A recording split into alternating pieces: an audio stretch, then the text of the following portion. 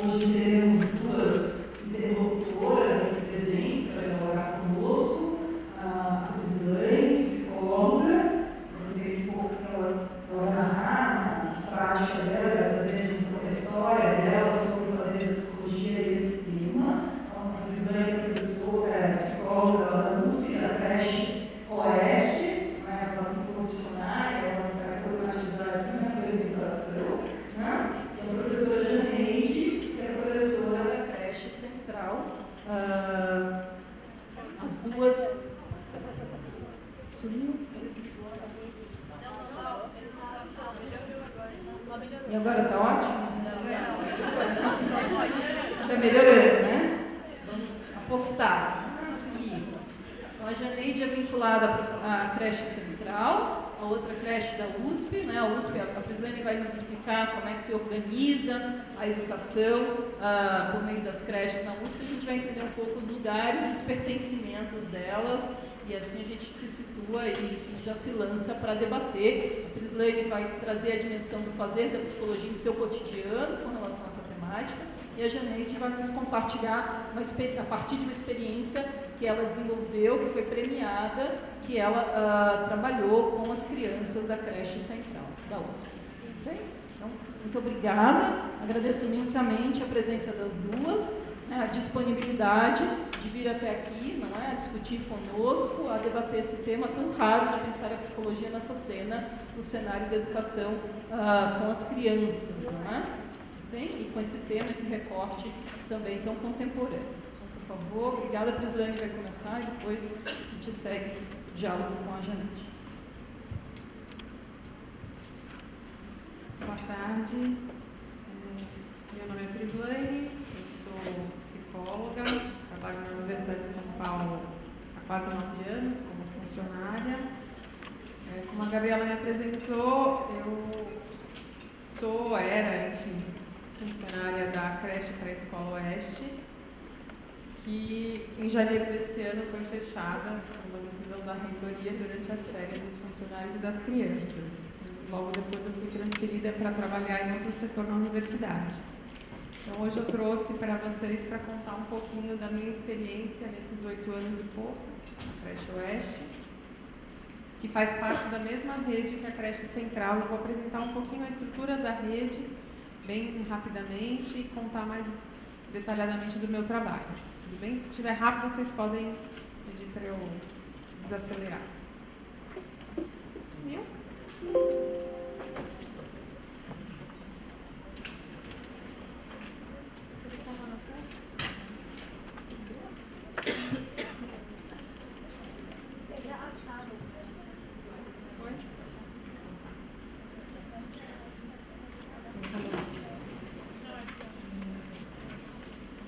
Esses primeiros slides, eles são baseados no projeto político-pedagógico da Divisão de Creches, Educação Infantil, da Universidade de São Paulo. E essa é uma imagem da década de 80, em que a comunidade da universidade pedia a ampliação de número de vagas em creche. Como é que se formou essa rede? Essa pequena rede de 5 creches, até pouco tempo, tá? O primeiro pedido que consta nos registros da universidade é de 1965, que as funcionárias da reitoria fazem um pedido formal para o reitor da universidade, pedindo um lugar para deixar seus filhos durante a jornada de trabalho. No início dos anos 70, um novo abaixo-assinado é encaminhado para a reitoria, e em 1975 tem uma histórica passeata dos bebês, que as famílias levam seus filhos pelas ruas da universidade até a reitoria para dizer que eles queriam um lugar para as crianças dentro da universidade. E aí, nesse mesmo ano, a universidade resolve contratar 2 psicólogos para elaborar esse projeto de creche para 250 crianças, a princípio. Esse projeto foi interrompido algumas vezes, e em 1979 e 80 ele foi retomado. Em 81, essa equipe faz uma grande pesquisa no campus Butantã para entender a demanda, a expectativa em relação à creche, a porcentagem de vagas para estudantes, para funcionários e para docentes. E, finalmente, em 1982, tem a construção da creche central, que foi a primeira creche da Universidade de São Paulo. Em 86, 2 outras creches são agregadas à divisão de creches, a creche Oeste, onde eu trabalhava, que originalmente era a creche da prefeitura do campus, e em Ribeirão Preto, a creche Carochinha. Talvez vocês conheçam, que tem bastante publicação do pessoal de lá. Em 87, a Faculdade de Saúde Pública, no quadrilátero da Saúde Pública, ali na Doutor Arnaldo, perto da Faculdade de Medicina, é incorporada essa rede, junto com o berçário da enfermagem, que também fica lá, perto do metrô das Clínicas. Finalmente, em 89, se cria a divisão de creches, para gerir e supervisionar, então, essas 4 creches, e em 2004 chega a creche de São Carlos. Então, no total, a divisão de creches tinha 5 unidades, 3 aqui em São Paulo e 2 no interior, Ribeirão Preto e São Carlos, totalizando de 500 a 600 crianças atendidas, dependendo do quadro completo das suas unidades. Isso tudo foi bastante desmontado em 3 ou 4 canetadas. As creches do interior foram desvinculadas. Eu me lembro agora, assim, no finalzinho do ano passado, começo desse ano, para as prefeituras dos respectivos campi. A creche Oeste foi fechada durante as férias e os funcionários e as crianças foram transferidos sumariamente para a creche central, que também teve que se readequar, de repente, abarcar e abrigar tanta gente já com uma história bastante constituída, né? Então, a creche hoje tem um nome, não sei até quando ele será definitivo, mas o nome que foi dado pela reitoria, a creche Cidade Universitária Unificada, que seriam a creche Oeste, mas a creche Central, e as equipes estão tentando encontrar caminhos aí dessa nova construção. Mas eu vou continuar falando como era essa rede, tá? Porque acho que é um momento político bastante pontual agora e acho que a gente está falando de um projeto que tem mais de 30 anos, é reconhecido nacionalmente, internacionalmente, e é dele que eu vim falar. Então, cada creche daquelas 5 tem uma estrutura com uma equipe gestora composta por diretora, coordenador pedagógico e psicóloga, então são 3 pessoas na equipe gestora.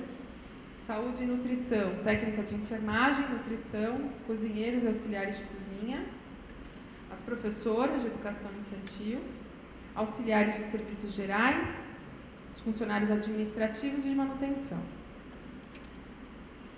Como objetivos do Programa de Educação Infantil, atender os filhos e filhas de funcionários, docentes e alunos da universidade, promover o desenvolvimento integral da criança em seus aspectos físico, psicológico, intelectual e social, complementando a ação da família e da comunidade, em um ambiente seguro e, ao mesmo tempo, instigante e desafiador. Promover o acesso às experiências, saberes locais e universais, bem como o direito à socialização, às vivências infantis e aos cuidados específicos e necessários à faixa etária atendida. 4 meses a 6 anos. A gente atende até o fim da licença maternidade. Por que 4 meses e não 6? Se a Universidade de São Paulo oferece 6 meses para suas funcionárias. Porque a gente atende também os filhos de docentes, alunos e dos homens que têm vínculo com a universidade, não necessariamente as mulheres têm os 6 meses garantidos. Dar apoio ao ensino e à pesquisa como um campo de estágios e investigações para alunos e docentes da universidade e oferecer oportunidades de conhecimento e discussão sobre o atendimento e educação infantil. Então, as creches sempre receberam muitos profissionais da educação e de áreas afins para visitas técnicas, monitoradas, discussões e trocas de experiências. Essa é uma imagem de São Carlos, né, o garoto fazendo as experiências com o próprio corpo, com a representação que eles construíram. E as creches têm em comum algumas concepções norteadoras, né? O que a gente pensa sobre quem é a criança, o brincar e a interação nas creches e na pré-escola, o cuidar e educar como ações indissociáveis, a entrada e a despedida das crianças nas creches como momentos particulares que demandam uma atenção especial de toda a equipe, e o ensino, a pesquisa e a extensão universitária, né? Não esquecendo que são creches universitárias, que, portanto, têm essa característica bastante forte e marcante. Como é que os profissionais estão organizados dentro das creches? Em primeiro lugar, a gente entende que a formação em serviço ela é uma condição indispensável para todos os funcionários das creches desde a sua inauguração. Há mais de 30 anos, as creches fazem formação em serviço, a formação continuada, complementando a formação inicial dos seus profissionais, e isso se mantém até os dias de hoje. Dessa forma, são garantidas na jornada dos funcionários tempo e espaço para que a gente possa pensar e refletir sobre as nossas ações, melhorar a organização das nossas atividades, as trocas de experiências entre nós e entre as creches parceiras, atualização teórica e prática e maior envolvimento com o projeto político-pedagógico de cada unidade. Então, que recursos a gente tem para isso? Tem uma formação continuada mensal, que é uma parada no atendimento às crianças. A gente não recebe as crianças naquele dia, para que todos os profissionais venham no mesmo período. As creches de São Paulo trabalham com funcionários, com professores de jornada de 6 horas, então tem uma turma da manhã, uma turma da tarde, e o grupo de crianças é a mesma. A grande maioria das crianças ficam em período integral na creche. Então, todos os meses tem essa parada para que todos os profissionais possam se encontrar e debater coletivamente as questões pertinentes ali àquele momento. A formação continuada semestral, que acontece nos meses de janeiro e julho, que são mais dias no mês, que a gente faz o planejamento do semestre, do começo do semestre, discussões mais em profundidade. A gente fazia também o encontro das 5 creches, que já foi presencialmente, já foi virtualmente, enfim, mas que essa rede, os profissionais do interior vinham para São Paulo para a gente ter esse encontro presencial. As reuniões de equipes e as reuniões entre equipes. E com as professoras especificamente, a gente tem vários momentos de entrada com elas nas reuniões de grupos. Então, as professoras têm semanalmente uma reunião ou com a psicóloga, ou com a coordenadora pedagógica. Estou falando da experiência da creche Oeste, que cada creche também foi constituindo a sua particularidade nesse tempo. As reuniões de módulos, que eram reuniões com os grupos dos professores que atendiam as crianças de faixas etárias parecidas, que tinham boa parte da rotina compartilhada, então 0 a 3 e 4 a 6. Os momentos de planejamento pedagógico, de registro e as orientações específicas para os projetos de trabalho com a pedagoga. Essas são algumas contribuições que as creches desta rede fizeram para a educação infantil brasileira. Algumas publicações são nossas e outras que a gente contribuiu com publicações nacionais. É interessante pensar que a equipe técnica, que é composta por esse trio, diretora, psicóloga e coordenador pedagógico, a gente entende que eles têm a responsabilidade de compartilhar a gestão e a coordenação também do trabalho. Então, o psicólogo, ele ocupa um lugar dentro da creche de coordenação, junto com um coordenador pedagógico em pé de igualdade, compondo esse trio com o diretor da unidade.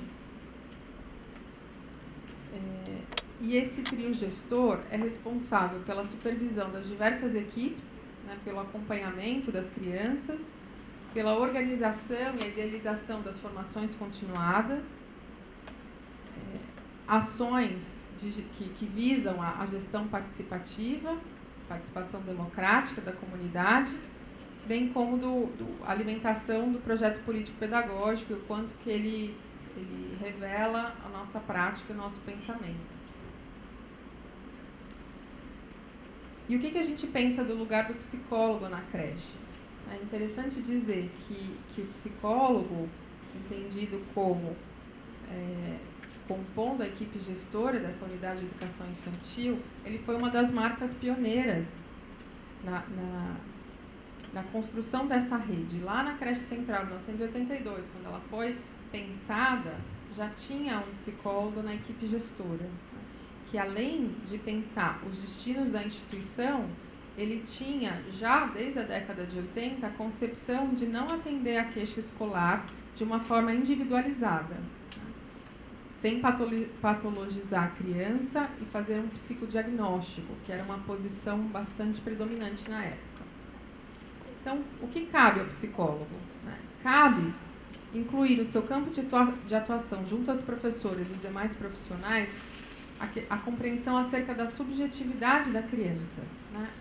Entendendo a criança na sua constituição, nas diferentes relações que ela equaciona ao longo do seu tempo na creche, ao longo da sua vida familiar, nesses primeiros anos de vida.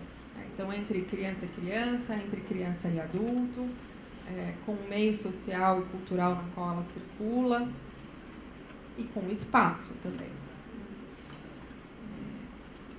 Enfim, e dessa mesma forma, quando a gente traz a questão da subjetividade da criança, a gente também parte desse pressuposto para pensar as queixas produzidas sobre a criança, né? De que talvez ela esteja ali trazendo uma situação que diga a respeito não só a ela, mas ela na relação com a professora, ou ela na relação com a família, ela na relação com aquele grupo de crianças ou naquele espaço.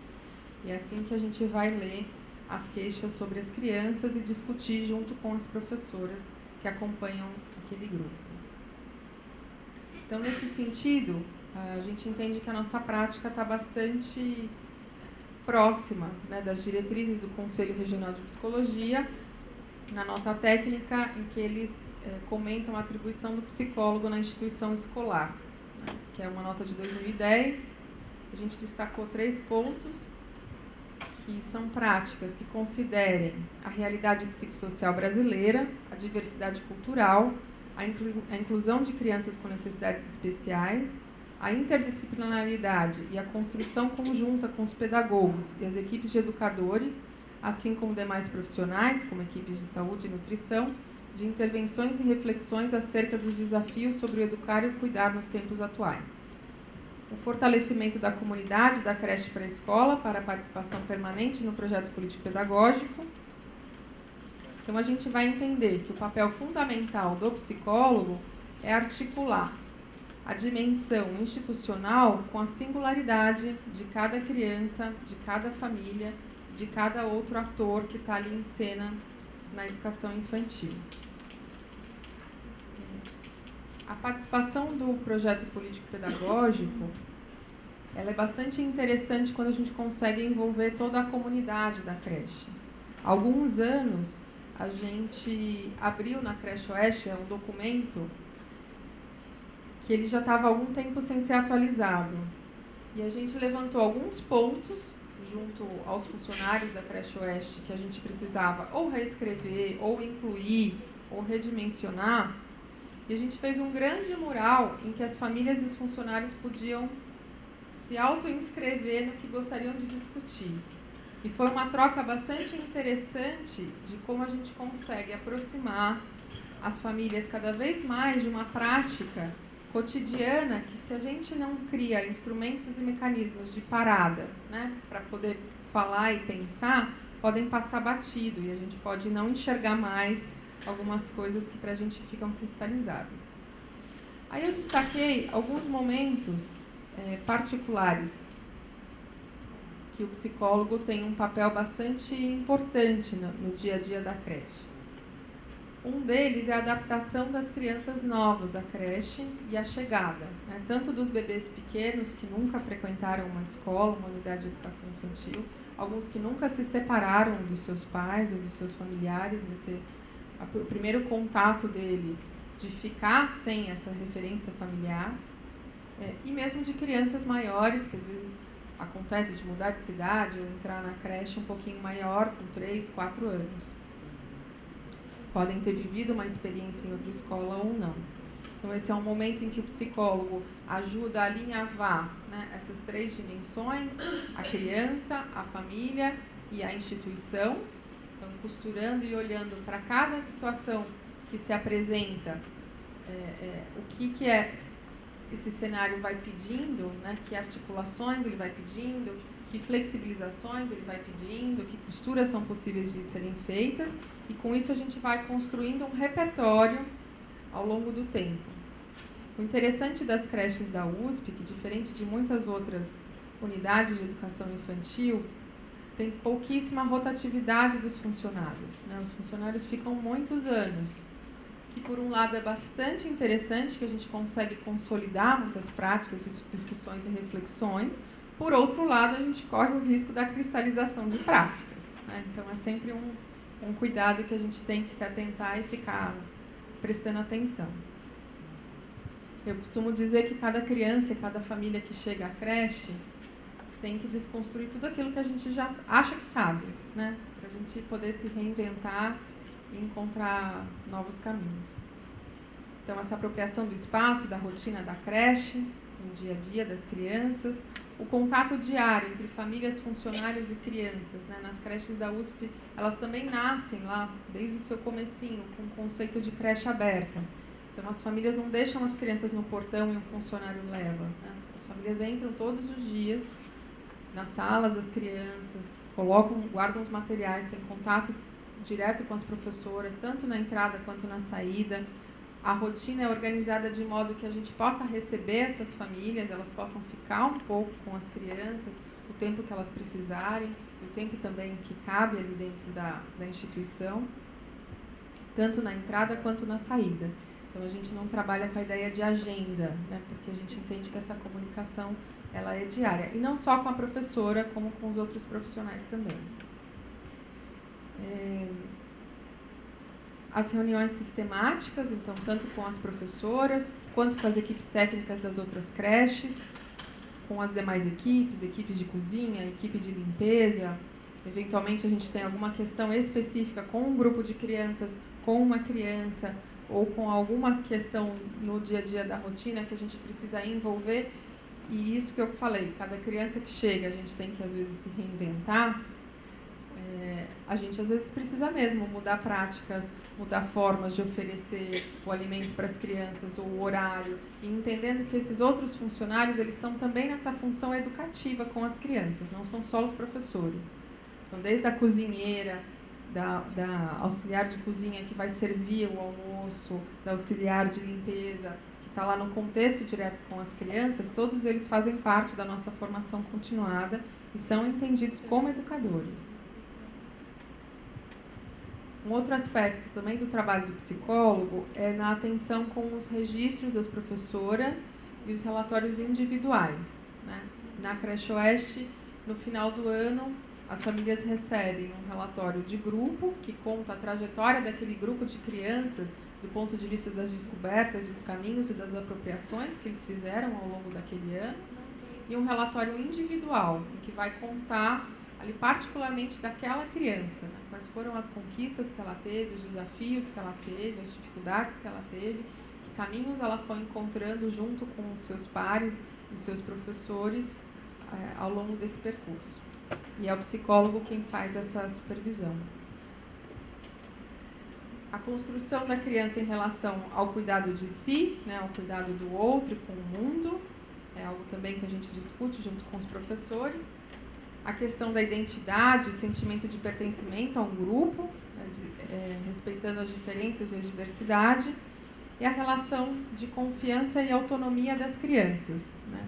Aos poucos, as crianças e os professores vão entrando numa sintonia de ir confiando cada vez mais um no outro.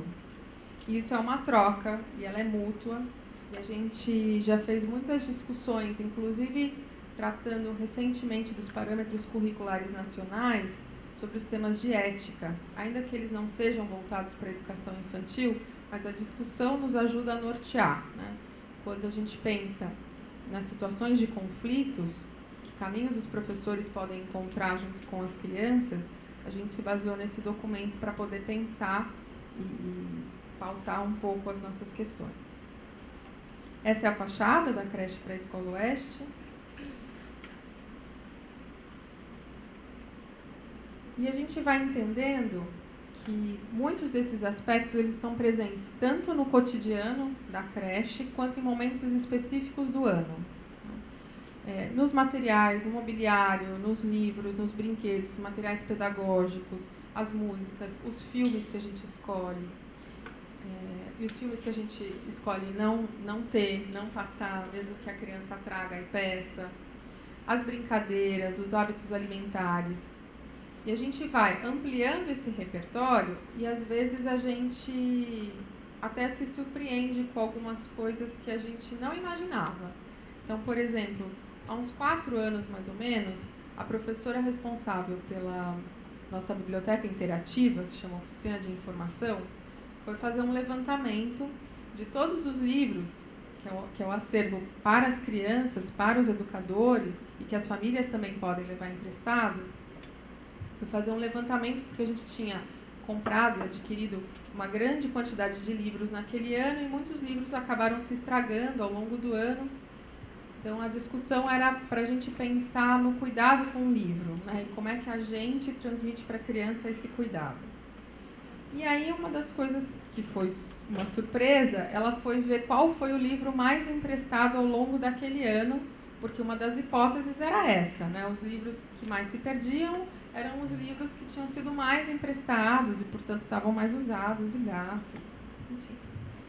E não foi isso que a gente encontrou, né? O livro mais emprestado daquele ano em particular foi esse aqui, chama Chuva de Manga. Ele foi emprestado 64 vezes e ele estava até melhor do que esse. Esse não é o exemplar da creche, esse é o exemplar de uma colega. Então, para a gente entender como a gente também tem os nossos preconceitos, né? De pensar que, bom, então a questão não é comigo, não sou eu que estou contribuindo para que os livros se estraguem, né? A responsabilidade não é minha. Não, é sim. E esse livro, na verdade, causou uma grande surpresa. Claro que é um livro bastante conhecido pela creche, mas não era das hipóteses das professoras que ele tinha sido um dos mais requisitados da biblioteca, né? E o estado de conservação dele no final do ano, acho que dizia desse lugar importante que ele teve para as crianças, né, e para quem mais pôde desfrutar dele ao longo do ano. Então, além desse material do cotidiano, tem os projetos de trabalho, né? A Creche Oeste organizava o seu conhecimento pedagógico com os educadores em formato de projetos de trabalho. O que isso significa? Logo no começo do ano, após a composição dos grupos, esse período de apropriação da rotina, as professoras começam a observar quais são os interesses das crianças, né? O que elas estão ali pesquisando, que perguntas elas estão fazendo, o que elas estão se interessando, quais são as questões que elas colocam. E a partir disso, elas vão alimentando essas perguntas e construindo um projeto que pode culminar ao longo do ano inteiro e percorrendo diferentes dimensões e diferentes linguagens. A linguagem das artes, da matemática, da música, da dança, a cultura, enfim. Então, nos projetos, aparecem várias situações em que a gente vai buscar esse repertório cultural mais amplo. Um dos projetos que aparece com bastante frequência é em relação à identidade, né? A constituição do nome da criança, de onde surgiu essa ideia, das raízes familiares. As crianças fazem pesquisa junto com seus pais, desde o tempo em que eles estavam na barriga das crianças, das mães, trazem fotos, imagens, relatos, enfim, roupinhas, que vão alimentar essas descobertas, esse interesse das crianças e essas perguntas que elas fazem.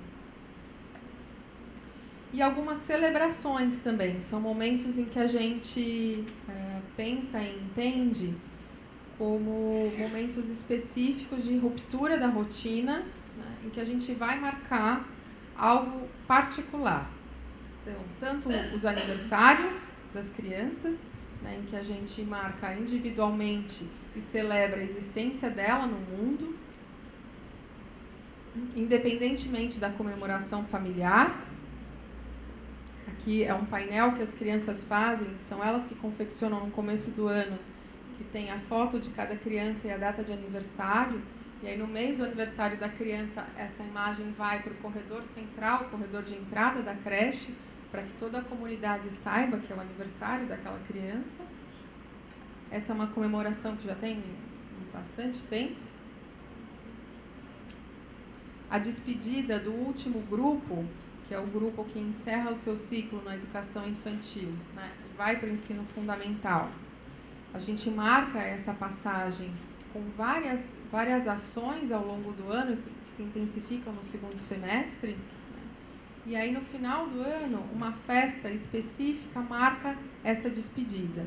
Então as crianças escolhem a música, a dança ou a brincadeira que eles querem compartilhar com a comunidade, que tipo de roupa ou acessório que eles vão usar, que movimentos, que gestos, que instrumentos musicais, qual o cardápio da festa as crianças escolhem para compartilhar junto com as suas famílias. E no final, um vídeo narra com imagens todo esse processo de constituição desse grupo desde a entrada delas na creche. A Semana Cultural, que também é um outro momento de ruptura do cotidiano em que a gente marca no calendário, né, esse encontro com a diversidade, entendendo as apresentações e oficinas artísticas como formas legítimas de expressão, de transformação e de criação humana. Então, em parceria com as associações de pais e funcionários, a gente faz uma semana intensiva de apresentações artísticas, culturais, de teatro, sarau, famílias se apresentam, trazem amigos para se apresentar. A gente tem, nos últimos anos na Universidade de São Paulo, muitos alunos estrangeiros, né, que têm os seus filhos na creche. Então, a gente acaba contando com essa diversidade ampliada, não só brasileira, mas também de outros países, que as pessoas trazem a sua cultura e junto, eu digo, com a criança pequena, isso tudo fica muito mais claro e acirrado, né? Fica muito evidente. É claro que toda essa diversidade ela é contemplada ao longo do ano inteiro, mas qual a diferença da Semana Cultural? É ter uma marca no calendário, um momento que a gente para olhar para isso. Então, aqui é uma contação de histórias, apresentação de um coral e as festas coletivas também, né, que são festas populares, em que a gente vai resgatar o sentido, as contribuições dos diversos povos, das diversas etnias, nas construções das festas populares e das festas abertas à comunidade. E um dos exemplos é a festa junina da Creche Oeste. Se der tempo, no final eu volto para ela. Eu estou preocupada aqui um pouquinho com o horário. Acho que eu vou encerrar por aqui, então. Passar para a Janete.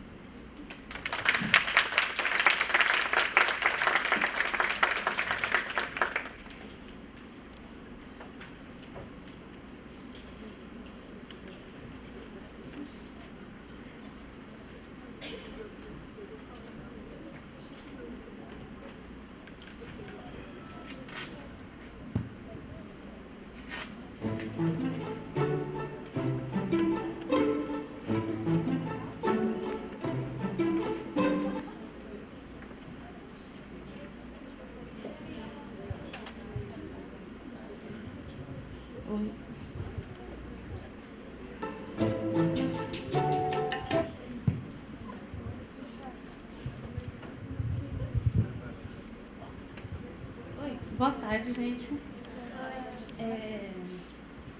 Eu sou Janeide, eu fiz minha graduação aqui na PUC, então é com muita alegria que eu volto, fiz pedagogia aqui, me formei em 2009, então é muito gostoso voltar para cá.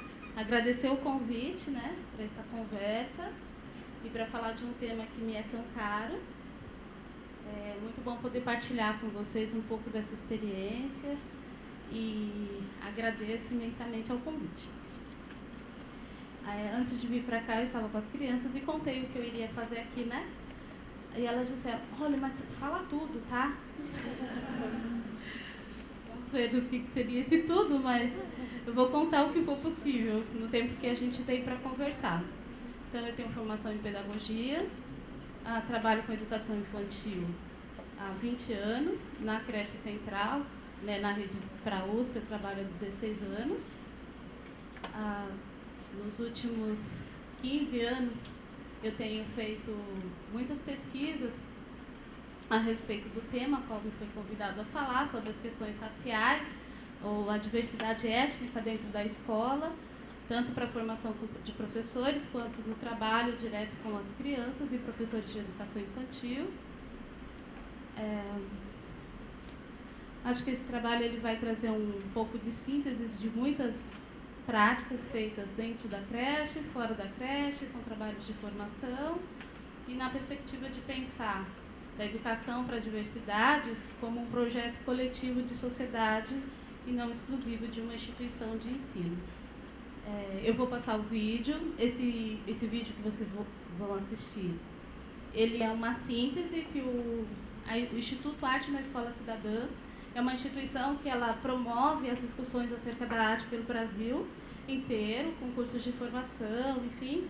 E eles criaram uma premiação, né, depois de longos anos de trabalho com artes no Brasil, eles criaram uma premiação que ela é anual, de práticas que acontecem na educação infantil, no primeiro ciclo, no segundo, para a alfabetização de adultos, que estão relacionadas com práticas que versam sobre artes e que eles qualificam que atende vários critérios de qualidades, enfim. O ano passado, a creche, né, o coletivo de crianças do Grupo Cupuaçu, o meu trabalho nesse coletivo, a gente foi agraciado com receber a premiação de uma das práticas de referência de cenário nacional para a educação infantil. Acho que seria estratégico a gente assistir esse vídeo primeiro, depois a gente conversa um pouco para aproveitar melhor as imagens que vão ser construídas aí por vocês, com as imagens que vão ser apresentadas, ok?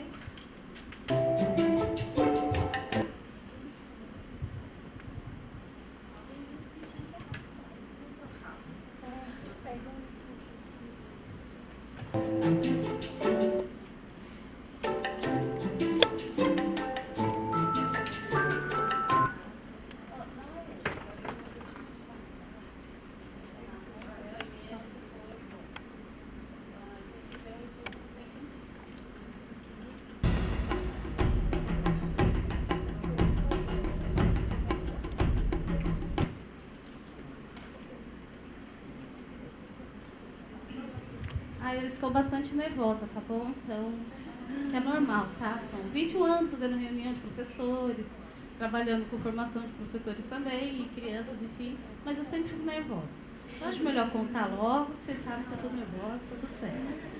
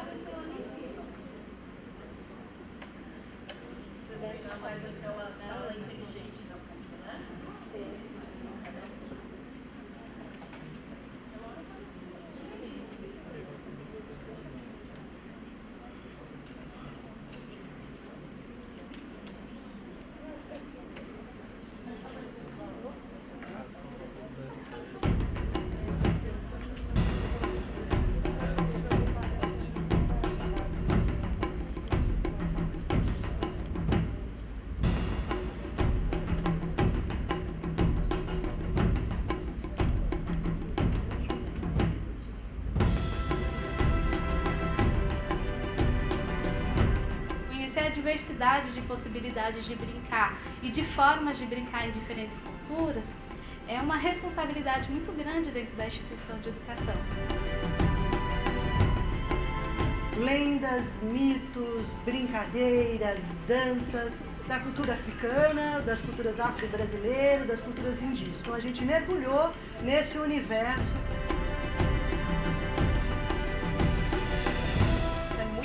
Para eles, para a autoestima deles, para a formação da identidade deles. Custe o que acontecer, nós nunca vamos abandonar nossa tribo inteira. Viva a cultura! E nós, professoras, perguntamos, o que vocês gostariam de estudar, pesquisar? E eles sugeriram brincar! Brincar!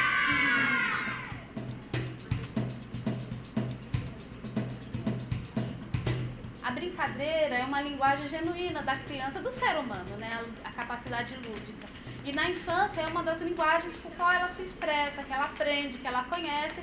Então, por que não aliar a essa linguagem os objetivos que a gente tem preconizado nas leis, que exigem que as instituições tratem dos conhecimentos afro-brasileiros, indígenas, como parte do currículo? A gente viu que lá no Chad eles constroem as casas com barro, e aqui na África do Sul ele está brincando com barro para construir brinquedos. Eu vou fazer um bolo. Eu vou fazer uma casinha. Impossível tratar de um brinquedo, de construir uma brincadeira, de pensar nessa coisa do divertimento sem ter arte nisso. Mas dessa arte que ela é diversa, que ela é música, ela é dança, ela é som, ela é cor, ela é viva. Certa vez, no reino de Urubá, um grande guerreiro chamado Maculelê foi capturado e vendido como escravo. Mas aí teve um dia que os homens tiveram que caçar. E Maculelê foi o único que ficou para ajudar as crianças e as mulheres. De repente, a aldeia foi invadida, foi atacada por uma tribo rival. Mas Maculelê, muito corajoso, pegou 2 bastões, 2 pedaços de pau e começou a lutar, e foi vencendo cada um daqueles guerreiros. Maculelê é fusão de negro com índio. Maculelê é luta, também alegria, um momento em que essas pessoas, os negros e os índios, se encontravam numa posição de opressão muito forte. Esses momentos em que eles criavam essas culturas eram momentos de libertação, de liberdade para eles, para o corpo deles, para o espírito deles.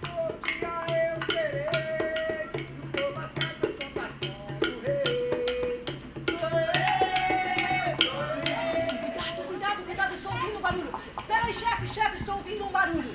Quando eu era criança.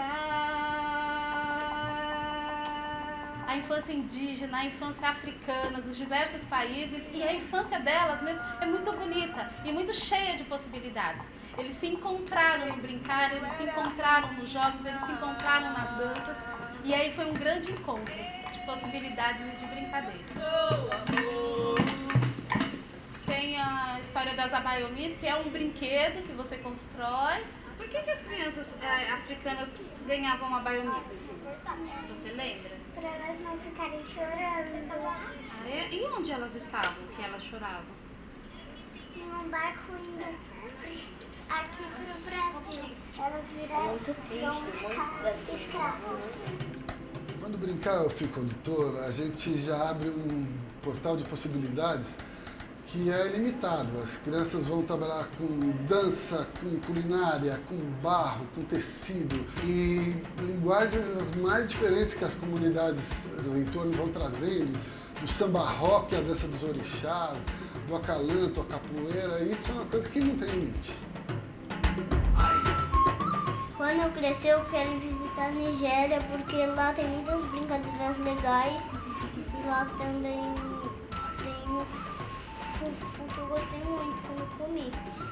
Eu queria ir pra lá comer fufu e brincar.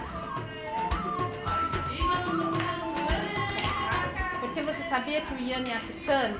E com esse inhame você cozinha e você descasca ele, sova ele no pilão, prepara uma massa que ela é acompanhada de um molho de carne, com legumes, verduras, enfim.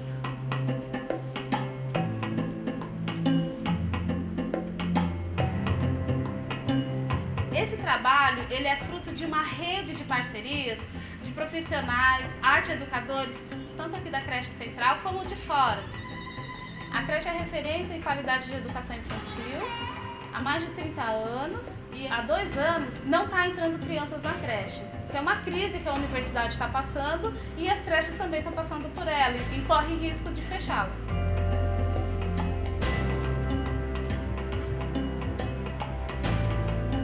E uma outra coisa muito importante foi poder ouvir as crianças, porque com elas dando o tom do projeto, né, vai criando um colorido com a nossa experiência acadêmica, pedagógica, enfim, vai ficando uma coisa muito bonita, porque tem o olhar da criança, tem a voz da criança ali.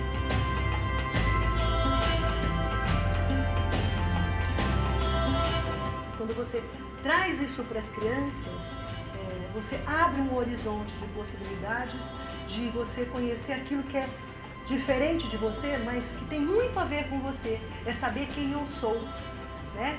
Da onde eu vim, qual é a minha história.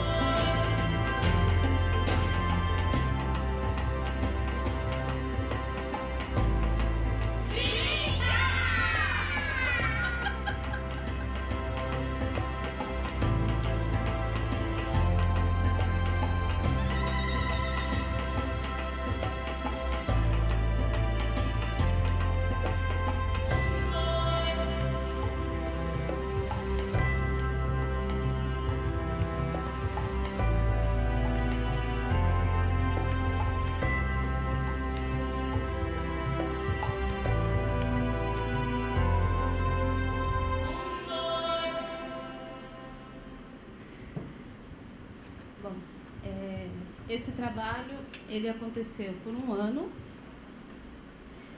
só que o que foi submetido à apreciação do Instituto, enfim, foram 6 meses, a gente fez um corte, para justamente os 6 meses que pautavam. Eu colocaria uma lente de aumento nas questões raciais, referente ao negro e ao índio aqui no Brasil.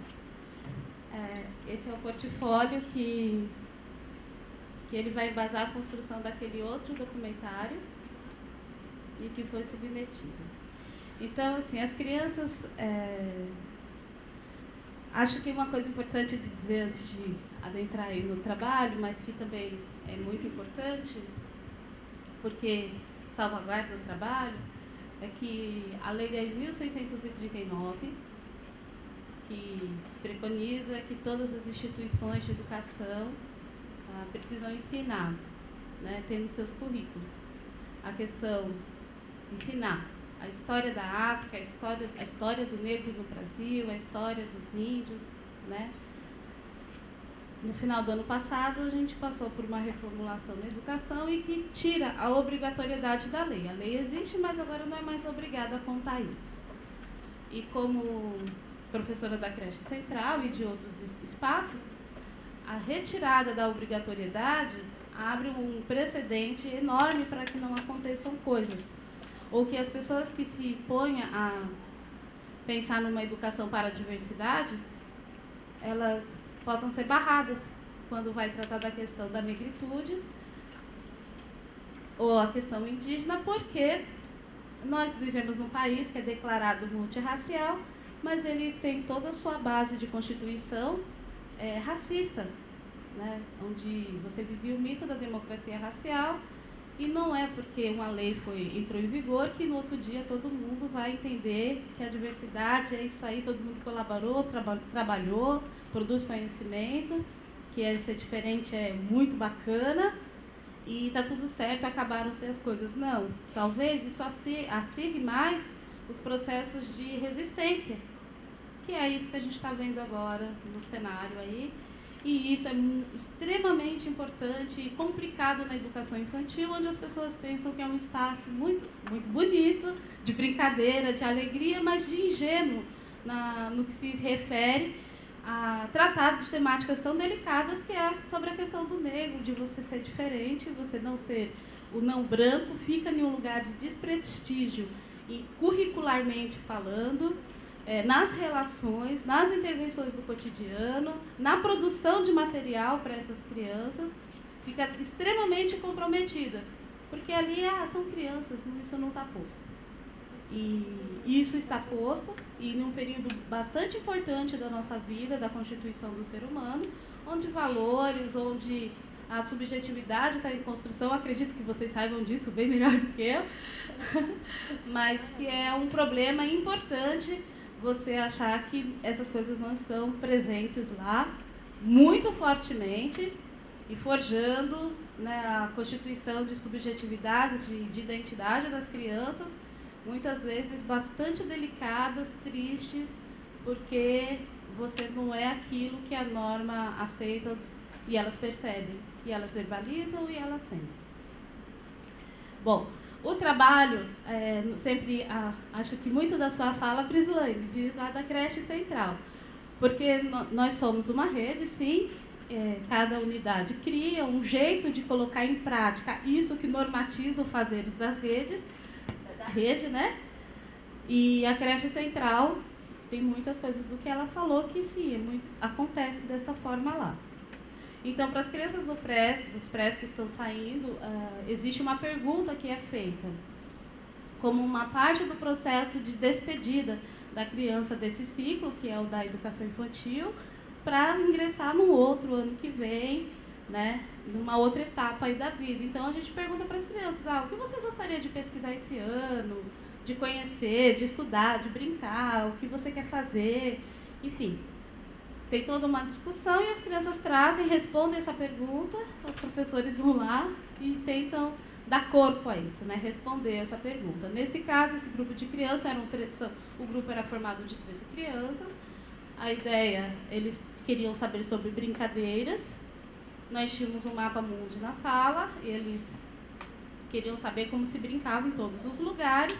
E no corte do trabalho que a gente está apresentando do outro vídeo e desse, a gente foi pensar quem que as crianças, como as crianças brincam, ou quais são as brincadeiras. Em alguns países africanos, e nessa busca a gente descobriu que muitas pessoas que eram africanas em determinado momento da história foram tiradas, né, sequestradas da África e foram para outros lugares do mundo, para a América do Norte, aqui para o Brasil, e que histórias e brincadeiras acompanharam essa partida. Assim como os grupos indígenas, que a gente descobriu que existem vários. A gente descobriu com as crianças, eles foram descobrindo que nós somos um país poliglota. Imagina que a gente só fala português. A gente fala vários idiomas. Pode não ser ensinado, pode não estar dito, mas a gente fala várias, tem muitas línguas indígenas aqui presente, tem muitas línguas africanas presentes no nosso vocabulário e outros falantes mesmo entre os grupos. Então, a gente não pode ter só o português aqui e o inglês. A gente tem muitas outras e que são dessas referências africanas e indígenas. Bom, as crianças disseram que queriam falar sobre brincadeiras, então a gente nós fizemos um passeio no Brasil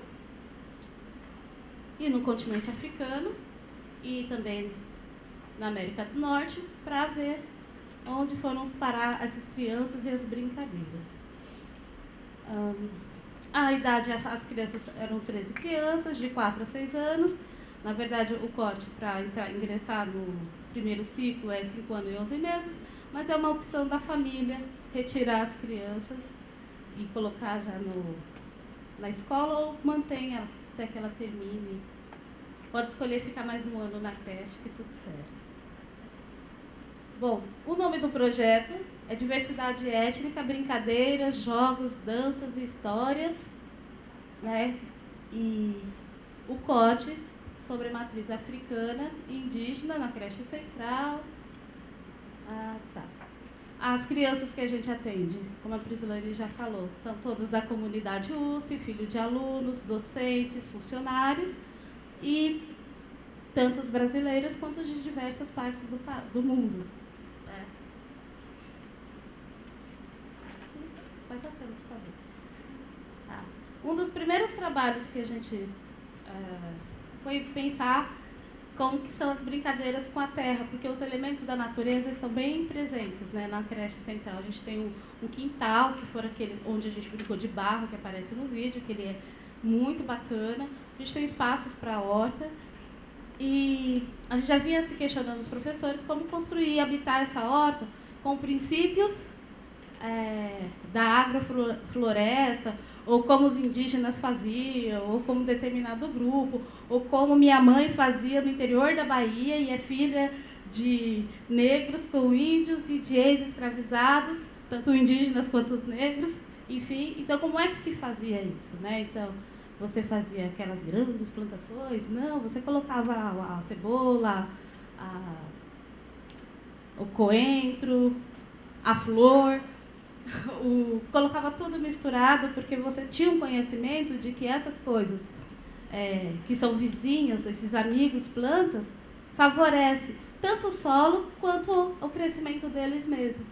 Então, a gente começou tratando da terra, porque é uma coisa que eles gostavam muito, mas buscando as referências nessas matrizes para construir essas hortas. né? E tem que pegar na enxada, gente. Eles têm que pegar na enxada, tem que pegar no rastelo, tem que pôr a mão na terra, de verdade. Esse é um grupo de crianças. Eles escolhem, no começo do ano, existe um processo de votação para escolher o nome do grupo, e foi Grupo Cupuaçu. Eles escolheram esse grupo, e aparecem vários nomes. Bom, então, como a gente ia falar de brincadeira, uma das atividades primeiras era que vocês fossem buscar em casa brincadeiras ou referências de brincadeiras que você tivesse em casa e que falasse de experiências africanas, afro-brasileiras ou indígenas na sua família. Você tinha que procurar isso lá. Foi uma pesquisa que eles fizeram. Então, elas foram trazendo. Assim como eu trouxe uma porção de livros também, disponibilizei para eles olharem o que a literatura, enfim, trazia aí para eles destinada, né? Então, as crianças tinham momentos... Esse projeto é importante dizer que ele não tinha um propósito assim. Normalmente, os projetos...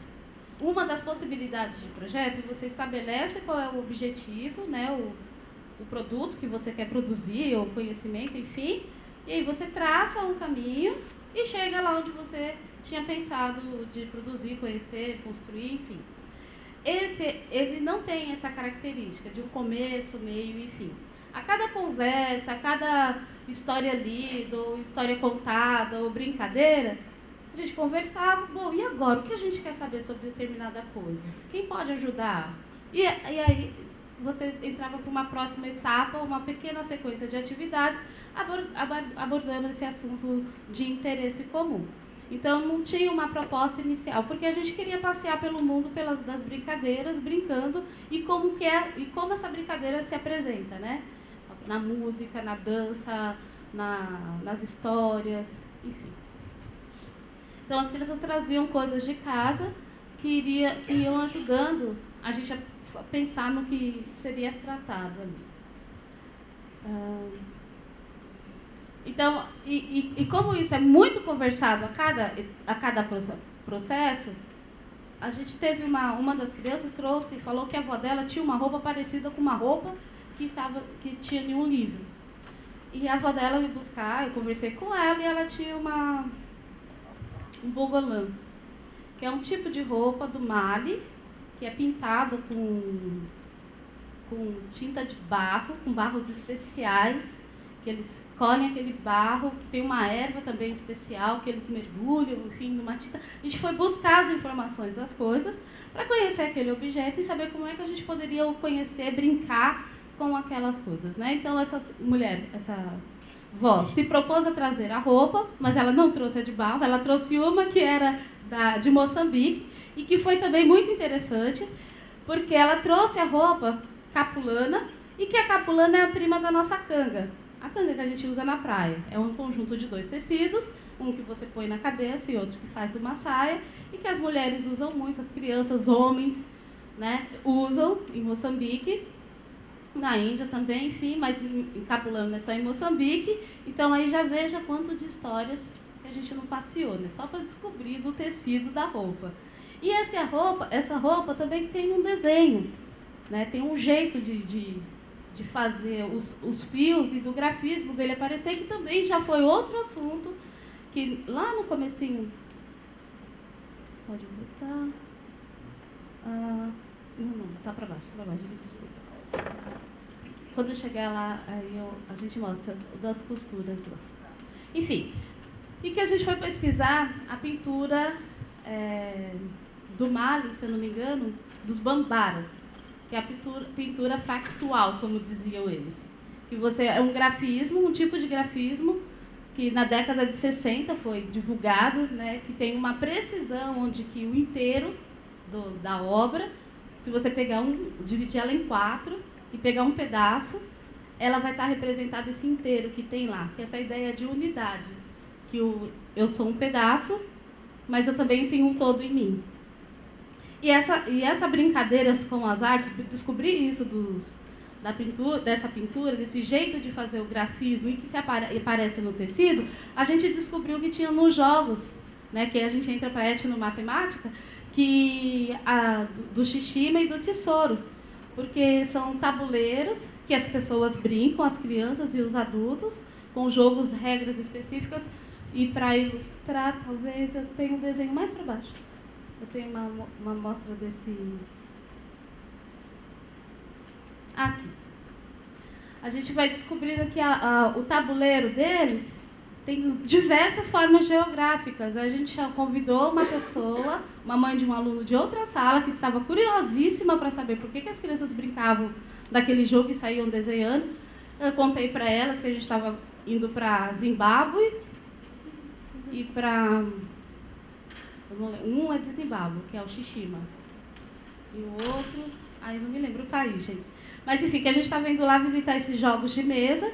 E ela falou, mas você sabia que dentro dele tem um quadrado, que isso... E ela foi trazendo a linguagem matemática. Você pode contar isso para as crianças? Mas eu nunca trabalhei com crianças. Como é que eu faço isso? A gente sentou, conversou e ela foi contar dos segredos da matemática dentro dos jogos, que os jogos foram desdobramento da pintura dos tecidos e dos tecidos que foram desdobramentos. Entende? Como não tem uma sequência linear, mas tem muita conversa entre uma etapa e outra e que está ancorado em produções que não são visitadas, de conhecimento e informação sobre a nossa história. Aí a gente descobriu que os Cariri Chocó faziam desenhos muito parecidos com aqueles dos tecidos, da pintura. Então a gente foi atrás de pessoas do Cariri Chocó, né, de grupos representantes e que vivem a tradição, para vir conversar com as crianças. E eles vieram passar um dia com as crianças, se vestiram daquele jeito que aparece no vídeo, porque é muito bonito, mas tem bastante críticas a fazer, das peninhas, né? Então, mas, enfim, tem muita história por trás, então não tem só uma peninha na cabeça, né? As crianças estudaram muito mais do que o dia 19 de abril e uma pena na cabeça. Aliás, a gente nem estudou 19 de abril. E eles vieram brincar com as crianças, contar como eles brincavam, e aí não tinha uma separação desse universo adulto, não brincante, ou brincante de formas tão diferentes das formas das crianças. Porque, na verdade, para eles, as brincadeiras das crianças são os fazeres cotidianos desses adultos, que aí revisitam as brincadeiras das crianças, que são seus próprios fazeres, e eles se divertem ao ver aquilo tudo ser uma grande brincadeira, e brincam junto. É muito legal isso. Então, ao mesmo tempo que a gente visitou muitas coisas, muitas informações que têm a ver com uma época do ano de países africanos, do continente africano, lá diante da colonização, durante a colonização, a gente também visitou práticas contemporâneas, como, por exemplo, dança break. A gente chamou uma oficineira, as crianças viam o jeito das crianças dançando em pequenos vídeos que a gente encontra no YouTube, e elas, nossa, eles parecem que voam, porque tem um jeito de dançar, uma leveza no passo e uma precisão ao mesmo tempo, que... Eu falei, sabia que tem pessoas que dançam break no centro da cidade, ou street dance, e que é muito parecido? Ah, tá, então eu conheço um colega que trabalha, porque eu não sou só professora de educação, não trabalho só como educação infantil, né? Eu também atuo em coletivos de empoderamento, de combate ao racismo, e em um desses trabalhos eu conheci um rapaz lá do Grajaú, e que ele dança belamente. Eu convidei para ele fazer uma oficina com as crianças sobre o break, e tem que falar break, o break, e ele foi lá para ensinar as crianças a dançarem e tal, que é aquela foto lá do canto. Pode voltar um pouquinho? Esse trabalho, ele contou com 18 oficinas, só no segundo semestre. Só 2 pessoas oficineiras que eram professoras. Todas as outras foram pais de crianças do grupo ou de outro grupo que sabiam alguma coisa e que queriam compartilhar sobre a cultura indígena, sobre a cultura afro-brasileira ou africana. E se as crianças... Não que isso foi conversado antecipadamente, mas olha, eu estou falando sobre isso. Você uma vez me disse que você conhece alguma coisa sobre? Então ele era convidado para vir partilhar depois de uma conversa de como fazer isso com crianças pequenas. Então, isso, o Rodolfo foi uma das pessoas. A mãe de uma criança do próprio grupo, ela se propôs, ela achava muito bonito, ela é artista, fazer uns chaveiros com face com rosto, né, de cabeças de meninas negras, tal, e que você poderia depois pegar com os cabelos que eram de lã, fazer dreads, fazer tranças. Ela falou, eu podia fazer uma oficina com eles, porque é tão bonito nas bolsas, enfim. E a gente fez essa oficina e desencadeou numa conversa sobre as bonecas, né, que tem presente para os indígenas e para alguns grupos africanos. A gente viajou lá para a África do Sul, para o Zembele, para saber porque eles fazem, todas as meninas lá pequenas têm uma tradição de ganhar uma boneca, porque tem a ver com a fertilidade, tem a ver com os homens presentearem as mulheres. Não é um esquema para ensinar a ser mãe, nada disso. Porque as mulheres, elas têm o dom de dar vida, então elas precisam ser agraciadas desde pequenas. Então, são feitas bonecas e que elas são dadas de presente para as meninas.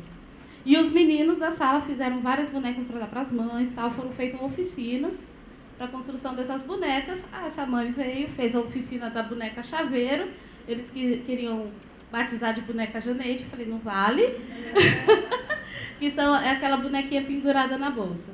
E além dessa, eu trouxe a boneca Abayomi, que a Dora contou para vocês, eu não sei se passou desapercebido, que a Abayomi ela tem um significado bastante importante para os primeiros brinquedos brasileiros que vieram de fora do Brasil. Porque ela é uma boneca, Abayomi é um nome iorubá, e significa que te traz felicidade. Então imagina você ser capturado, né, arrancado, criança, do seu local, levado para um navio, não entende a língua, não deu tchau para a mãe, não deu tchau para o pai, para vir para um outro lugar que você nem sabe para onde está indo, e essa travessia durava muito tempo, e no mínimo você vai chorar, né? E a tripulação desses tumbeiros, elas sabiam que as crianças que não contivessem os choros, elas seriam lançadas ao mar. Então, como eles eram os únicos que vestiam roupas, eles tiravam farrapos das roupas, davam alguns nós, que virava uma bonequinha para acalentar aquele sofrimento minimamente. Então, são os primeiros brinquedos que chegam aqui com essa função de cuidar da infância, que até hoje a gente não sabe cuidar direito, nem legalmente, né? A gente está batalhando aí. E nos lugares que ousam a cuidar, veja só o que está acontecendo com nós lá na USP. Bom, então, aí todas essas histórias, tem histórias que as famílias trazem e outras que a gente tem obrigação de contar de um jeito possível para as crianças, mas que tem a ver com a história desse país, essa nossa história que nunca é muito contada. Uma das crianças me perguntou, não neste trabalho, mas anos atrás, porque tinha uma outra modalidade de trabalho que a gente fazia, que chama ateliês temáticos, são propostas no final do dia, quando as mães estão vindo, buscar as crianças, as famílias, e você põe possibilidades de brincadeiras, de cantos, e as pessoas escolhem qual vão para brincar com seu filho ali, conversar com o professor antes de ir embora. E o nome disso a gente chamava de ateliê. Então eu toquei por 3 anos um ateliê que chamava de diversidade étnica, indígena e negra. E uma das crianças que sempre ia nesse ateliê, ele perguntou para mim, 4 anos, Janeide, por que você só fica contando a história dos negros e dos índios? Uma criança de 4 anos.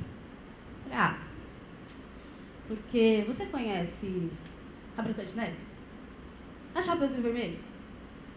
A Barbie? Seus heróis? E a gente ficou numa conversa de todas das histórias, brinquedos que ele sabia. E eu falei, então, se eu não contar para você a dos índios e a dos negros, aonde você vai ouvir? E ele me deu um abraço. E toda vez que eu conto isso, eu fico emocionada, porque é um pouco disso que a gente está falando, né? Tem alguns lugares que é extremamente importante contar, em todos os lugares né? É que a escola foi eleita como lugar privilegiado para se promover a educação para a diversidade. Até dezembro. De dezembro para cá, do ano passado, já não precisa ser tão privilegiada, não, para isso. Né? Com a suspensão da lei.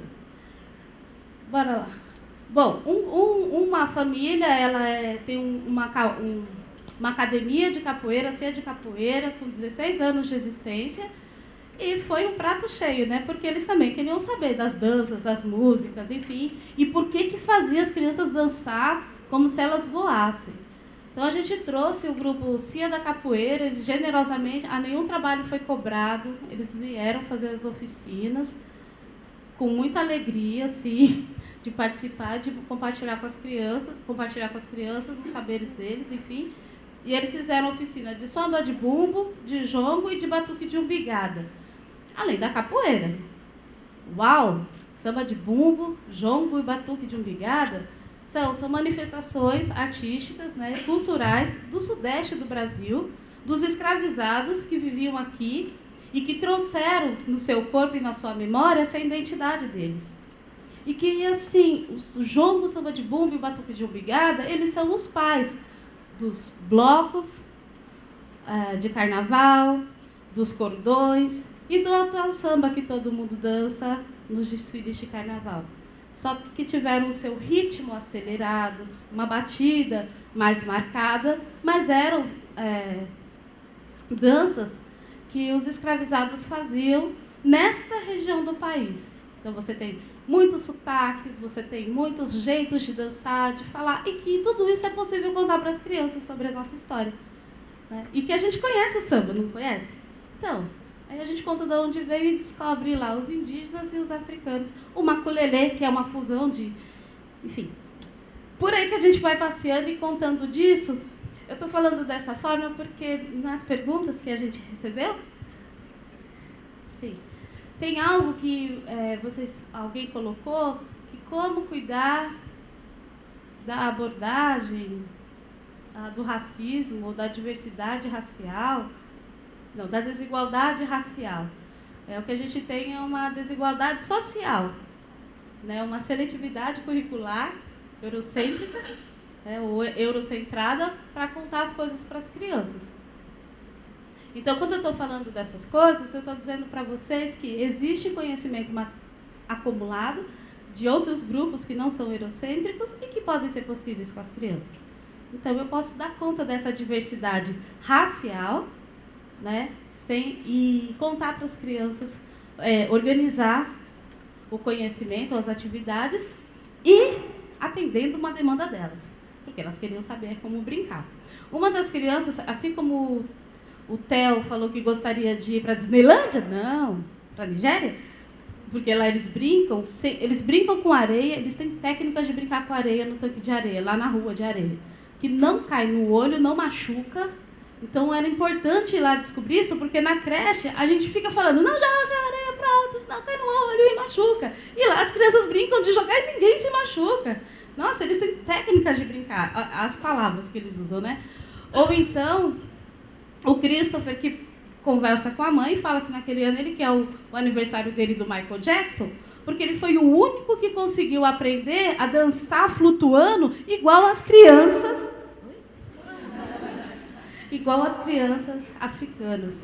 Então, veja bem, as conexões que eles vão fazendo e as modificações de referências que vão tendo para si, né? E leva para a vida. Porque a ideia da lei e da discussão sobre a diversidade racial curricular na escola não pressupõe a supremacia agora da cultura africana. Ela pressupõe a inclusão disso. Porque, principalmente onde você não tem a presença do negro. Principalmente. Ou do indígena. Que são a presença ali, fenótipa, né? Como a gente diz. Você bate o olho e fala, você é neguinho. Você não é. Né? Enfim, porque o Brasil é assim, e é autodeclarado, né? Mas é importante a gente trazer esses conhecimentos, porque isso tem a ver com algo maior que é estar presente ou não. Tem a ver com a história de um lugar, de um local, de uma construção de nação, que tem vários aportes, né, de conhecimento, vários produtores, e que eu preciso saber como direito, independente do tom da minha pele. E, no caso, é importante saber dos negros e dos indígenas, porque o tom da pele cria uma diferença de desigualdade social. Porque é cunhado que as pessoas pertencentes desse grupo são menos alguma coisa. Não sabem alguma coisa ou não têm alguma coisa. são desprovidos da sua dignidade, da sua civilização. Eu não gosto dessa palavra, civilização, mas são desprovidos de tudo isso. A gente não sabe, a gente só sabe trabalhar, não sabe pensar, não sabe fazer mais nada, né? Não produz conhecimento, não tem tecnologia. Esses dias eu tenho uma professora de inglês particular, porque eu vou ter que aprender inglês para fazer mestrado. E um material que eu trouxe de uma escola de Nova York que tem um corte racial importante, porque tudo que as crianças de lá aprendem, desde do kindergarten, da escola de educação infantil até a high school, é mediado pelos conhecimentos primeiro produzidos em África. E é muito curioso isso, porque a verdade para eles é que, se não passar por isso, o resto do mundo vai dar todas as outras referências, mas eles têm que aprender. Então, eu tenho um conjunto de material que eu trouxe, então eu estou aprendendo inglês com eles, e eu descobri que a primeira dinastia chinesa era de negros. Não é? Eu fiquei de boca aberta, porque lá tem os textos e tem as fontes, tal, não é nada só falácias, não. É verdade. E muita gente não sabia. Eu também não sabia que as naus portuguesas que chegavam aqui trazendo, né, eram feitas de tecnologia marroquina, e Marrocos é da África. Eles iam lá, os portugueses, holandeses, aprender com os africanos marroquinos a construir os navios. Sabe? Que o teorema de Pitágoras, que o Pitágoras a gente aprende, ele foi aprendido com Pitágoras quando visitou o Egito. E aí voltou lá para a Grécia, mas a gente só conhece a parte da Grécia, né? A parte do Egito a gente não conta. Mas, enfim, então, desde antes e até atualmente, existe muito conhecimento acumulado lá e presenteado, mas que a gente não sabe de onde vem, né? E aí, acho que aquele povo não tem, não sabe, não faz. Tá. Acho que, para fechar, eu acho que já contei um pouco das colheitas, né? Que é isso. Uma criança, quando ela fala para a mãe que quer viajar para tal lugar, conhecer determinada coisa, é porque tem muito valor para aquilo para ela, né?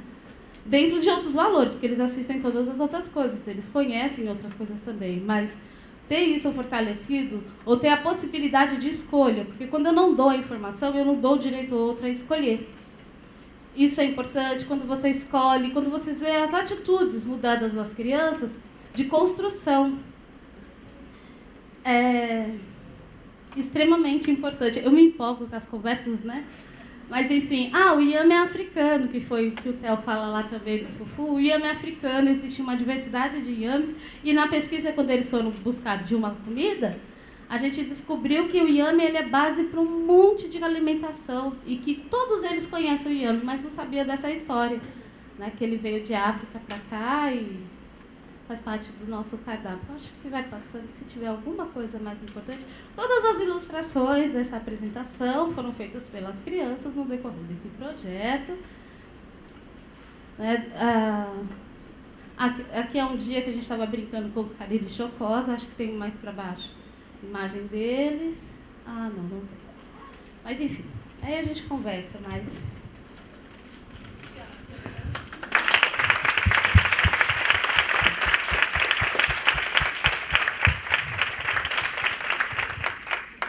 Obrigada, Janeide. Obrigada, Prislane. Vocês, enfim, já tinham produzido questionamentos que foram compartilhados com as duas. Alguém quer fazer alguma colocação para a gente fazer um fechamento e se despedir, que nosso horário já chegou no teto das 17 horas. Por favor. Não sei quanto tempo isso vai ocupar, mas eu ia pedir para outros comentarem da situação. Não sei quanto tempo vai demorar isso, mas eu ia pedir para vocês comentarem da situação da creche da USP, do fechamento, do novo posicionamento político da reitoria e da crise que aparece durante 2 segundos no vídeo institucional ali, fala de uma crise e logo em seguida isso não se fala mais, né?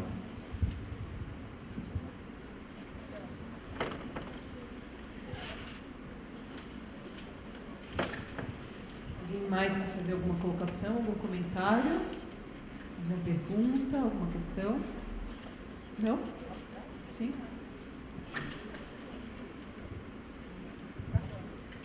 Eu vou tentar ser sintética. Acho que eu poderia falar 5 dias aqui. A gente tem vivido essa crise já há alguns anos, né? Na verdade, quando a Janeide conta no vídeo que desde 2015 A gente foi impedido de receber crianças novas na creche, de novo numa postura nem um pouco dialogada, né? Isso chega via decreto, vamos dizer assim, e anunciado para as famílias, nem para os funcionários, isso foi anunciado. E a gente não tinha noção, a gente não sabia o que era uma creche sem se renovar, né? Porque todos os anos um tanto de crianças vão para o ensino fundamental, outras crianças às vezes se desligam, os pais terminam seu vínculo com a universidade ou se mudam de São Paulo, enfim. As creches só atendem a comunidade USP, né, com vínculo ativo, então é normal que a gente tenha um tanto de crianças saindo das creches em um ano e a gente se renova no ano seguinte. Então foi essa surpresa bastante ingrata no ano de 2015 e isso já nos trazia indícios de que algo não ia nada bem. Isso se repetiu no ano de 2016, a comunidade não ficou parada esperando que algo acontecesse, né? Então várias manifestações foram feitas, moções de apoio às creches da USP, moções de repúdio, a posição da reitoria foram feitas pelas diversas unidades de ensino da universidade, várias unidades parceiras que desenvolvem pesquisa, fazem projetos, têm os seus estagiários conosco, ou a parte da formação dos estagiários de pedagogia é feita dentro das creches, né? Em educação infantil, claro. Mas isso se repetiu no ano de 2016, com a proibição de entrada de crianças novas, com muito custo, foi possível receber apenas os irmãos de crianças que estivessem matriculadas na creche e fossem só filhos de funcionários ou docentes. Se fosse filho de aluno, ele estava fora da creche, mesmo com o irmão frequentando a creche lá dentro. Com isso, as creches chegaram quase à metade da sua capacidade máxima, né, o que é bastante sério. E aí é claro que o argumento do custo altíssimo vai para a estratosfera, né, porque você mantém toda a estrutura de funcionamento, o corpo de funcionários, mas para metade das crianças que você poderia receber, sem falar no desgaste profissional que isso traz e no sofrimento psíquico que isso traz para os seus profissionais, que então começam a se perguntar, bom, o que vai acontecer com a gente? O que a gente está fazendo aqui?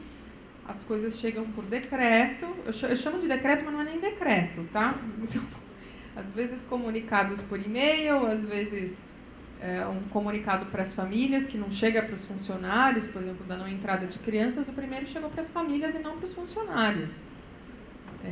O fechamento da creche Oeste chegou por e-mail para os funcionários dizendo, bom, quem puder ajudar a levar a mudança no meio das férias, né, que venha a creche amanhã.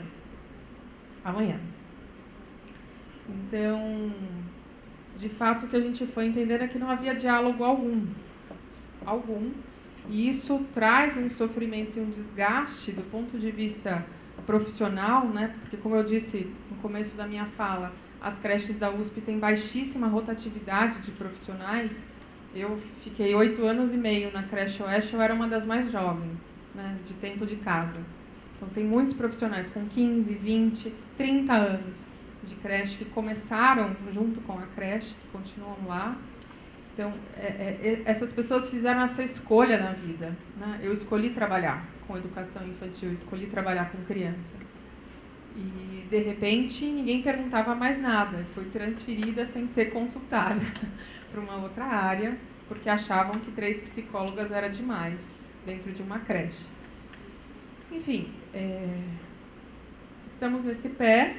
A creche Oeste foi ocupada em janeiro, assim que chegou esse e-mail para os funcionários, rapidamente a comunidade foi acionada e no dia seguinte a comunidade da universidade, a comunidade do entorno, enfim, isso depois foi se transformando, mas decidiu ocupar o prédio da creche Oeste como uma defesa desse patrimônio para a educação infantil da universidade, que as informações que a gente tinha no primeiro momento é que as coisas, tudo da creche, mobiliário, documento, relatório, registro, todo o material ia para um galpão a céu aberto. Não sei o que é um galpão a céu aberto. Enfim, Mas o que a gente foi entendendo é que era um jeito de desmontar aquele equipamento para que ele não voltasse a ser reativado, né? Então, quando eu conto lá o histórico, que a gente pensa que em 1965 é o primeiro registro de pedido de um espaço de educação para as crianças na USP, e ele só se concretiza em 1982, né? A gente diz do tempo que se leva para construir um equipamento como esse. E creche é um equipamento caro, não tem como não ser caro, porque a proporção adulto-criança ela é muito específica, é um professor para 5 bebês, né? 12 horas por dia. Então, eu faço um paralelo, pode não cair muito bem, é como uma UTI. Tem UTI barata? Não tem UTI barata, porque você precisa de uma tecnologia de recurso humano, né, na UTI também. É um enfermeiro para 2 pacientes. Não dá para o cara atender 5. Não dá para ele atender 3 direito. Né? No extremo vai, mas enfim. Então, o grande custo das creches é o recurso humano. Né? A creche segue ocupada até hoje, aí está na briga judicial. Enfim, a universidade tem que prestar contas do que fazer com aquele prédio, porque até o momento nem isso ela disse. Havia uma tentativa, não sei o quanto que ela é real ou não, de que a creche fosse municipalizada, que passasse para a Prefeitura de São Paulo, mesmo estando dentro do campus da universidade, que as pessoas que estavam na ocupação não aceitaram essa possibilidade, porque entendem, vou chamar que é um patrimônio não só de quem frequenta aquela creche hoje, né? Ela é um patrimônio da universidade, dessa comunidade, e foi fruto de muita luta, né? De muita conquista. Então, segue nesse pé. Não sei se a Janete quer... É importante dizer que no vídeo foi uma concessão mesmo que a gente teve para poder falar isso nesse material. Porque o Instituto Arte da Escola Cidadã ele se propõe a pesquisar as práticas, mas ele não se compromete com as discussões políticas. Enfim, então, isso ter aparecido no vídeo, todo mundo ficou... ter sido aprovado que aparecesse, foi algo muito importante. No dia da premiação, que vários outros trabalhos premiados tocaram questões políticas que lhe acontecem, no outro dia, a pessoa responsável, eu fiquei sabendo há pouco tempo, responsável pelaquela edição da premiação, a chefe, ela foi destituída. Porque não pode, de fato, promover. Enfim, é uma instituição particular, ela recebe fundos de instituições particulares. Enfim, isso acontece. Então, mas a gente conseguiu passar isso lá e segue assim, a USP tem um processo judicial, que ela tinha uma data 10 dias para responder, para negociar com a ocupação, porque foram entendidas em 2 outros encontros judiciais que ela não tinha condição de fechar, que não tinha um argumento legítimo para justificar o fechamento da instituição. E ela estava pedindo a reintegração de posse aos ocupantes, né? E ela não conseguiu vencer isso por 2 vezes na justiça e está no período de negociação com as pessoas que estão ocupando.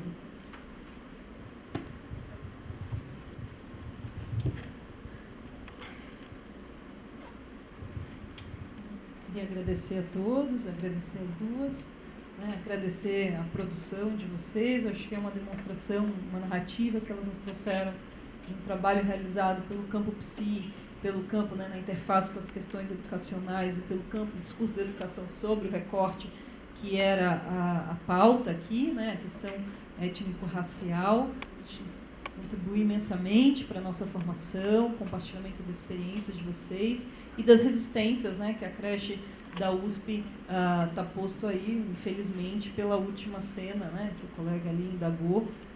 Então, a creche segue ocupada, segue viva, né, como creche de uma ocupação aberta, inclusive quem quiser ir até lá, podem ir, não é? A creche recebe, a creche Oeste, né, que a Prislene relatou aqui, narrou, tem inúmeras ações, por exemplo, na quinta-feira passada aconteceu lá um seminário à tarde, Toda quinta-feira tem ações que eles chamam de Come-Come, né, que é um projeto para você, inclusive, levantar renda para poder manter a ocupação seguindo. Então, quem quiser, a qualquer tempo, a creche existe dentro da USP, a Creche Oeste está aberta para vocês visitarem e acessarem o equipamento, né, porque a vida, né, aqui narrada ali está mortificada, né? A gente tenta resistir, mas é bastante difícil uma ocupação desde janeiro e, enfim, para nós que temos alguma afetação, é difícil estar lá, produz implicações, tem impactos de muito sofrimento, como a Prislane compartilhou, um sofrimento imenso